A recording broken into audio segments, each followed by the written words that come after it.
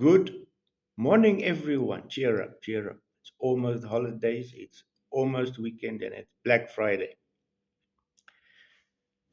Today is Black Friday version edition of Scripture Sampling with me. There is such a version. You'll see in the next 7 minutes, there is such a version right here. It's going to happen here. So, the sampling is going to be about two scriptures, about Revelation 1, verse 8, and the other one is First Peter 1, verse 11. I'm going to do it in four languages. I think we start with Greek, and then Latin, and then Afrikaans, and then English. So there's a phrase I want you to listen to. I'm going to play this, read the scripture. We start with First Peter 1, verse 11, and we do the Greek first. The phrase I want you to listen to is Nema to Christu. Nema to Christu. Pronunciation is not perfect. There we go. Ερευνώντας ιστινά ή ποιον καιρόν εφανερώνε το ένα αυτής πνεύμα του Χριστού, οτέ προεμαρτύρει τα παθή του Χριστού και τας μετά ταύτα δόξας. Nema to Christu. That is Spirit of Christ. Spirit of Christ with a capital S. Let's do the Latin. Remember, this translations, most Bibles are translated from the Latin Vulgate and the Greek Septuagint. So this is not exactly what it is. This is what we're reading and listening to. So we've done the Greek. Let's do the Latin.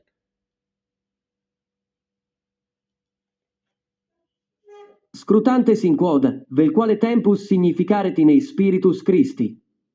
Praenuncians es quae in Christo sancta passiones, et posteriores glorias.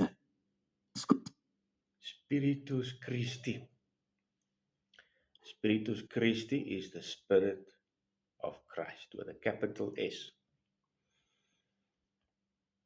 We've done two languages. Let's do Afrikaans next. En hulle het nagespeur op watter of hoedanige tyd die Gees van Christus wat in hulle was, gewys het, toe hy vooruit getuig het van die lyde wat oor Christus sou kom en die heerlikheid daarna. Die Gees van Christus, the Spirit of Christ. Listen very carefully in all these verses. Christ is mentioned twice. First, Spirit of Christ, that is a fixed term, and then Christ is mentioned at the end of this verse also. So Christ appears twice. But that phrase is not broken in any of these languages. Even in English, it's not broken. You can read it in your own Bible, you'll see that it's not broken. Now I'm taking the second verse. I'll point out something later. The second verse is Revelation 1, verse 8. There's a phrase there. I want you to pick it up in all the languages. We're going to follow the same sequence: Greek, Latin, Afrikaans, English. So the new phrase to listen out to is Dominus Deus. Dominus Deus is Latin, and that in English is Lord God.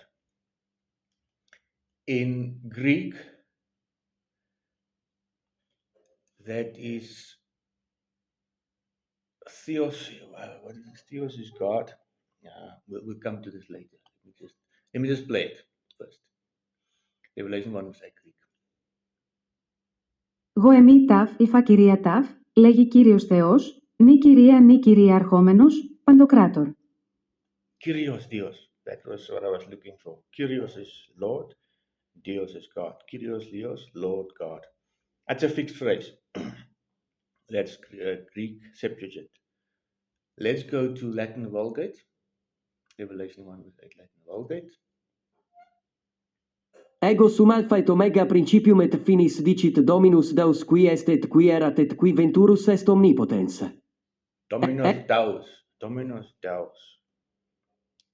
Can you hear that very clearly? That is the equivalent from the Greek. Let's do Afrikaans, same scripture. Openbaring 1 vers 8 Afrikaans. Dominus Deus. Dominus Deus. Can you hear that very clearly? That is the equivalent from the Greek. Let's do Afrikaans, same scripture. Openbaring 1 vers 8 Afrikaans. Dominus Deus. Dominus Deus. Can you hear that very clearly? That is the equivalent from the Greek. Ek is die Alfa en die Omega, sê die Here God, wat is en wat was en wat kom, die Almagtige. Nuwe Lewende Vertaling. Nuwe Lewende Vertaling, the New Living Translation. Here God. Dominus Deus. That very same phrase, fixed phrase, you will find in Revelation 4 verse 8. It says there in Latin Vulgate, Sanctus, Sanctus, Dominus Deus. Revelation 19 verse 6, Dominus Deus, Noster Omnipotens. Revelation 21 verse 22, Dominus Enim Deus, Omnipotens Templum, Ilias es et Agnes. Revelation 22 verse 5, Dominus Deus. Revelation 22 verse 6, Vera sunt et Dominus Deus Spiritum Prophetarum. It's a fixed term. So, I just want to tell you something else. It seems that not all Bibles are translated from either the Latin Vulgate or the Jewish Septuagint. So you can verify this in your own Bibles. However, in this Bible, that fixed term has been broken. In fact, in 1 Peter 1 verse 11, you don't find even the word Christ twice. In all these scriptures we read, we found it twice. You don't find that phrase Spirit of Christ in this Bible. And you don't find it twice in 1 Peter 1 verse 11.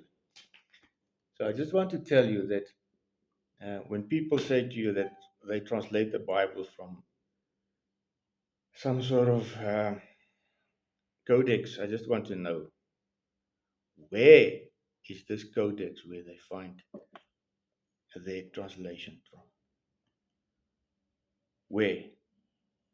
Because it's not found in even the Latin Vulgate and even the Greek Septuagint.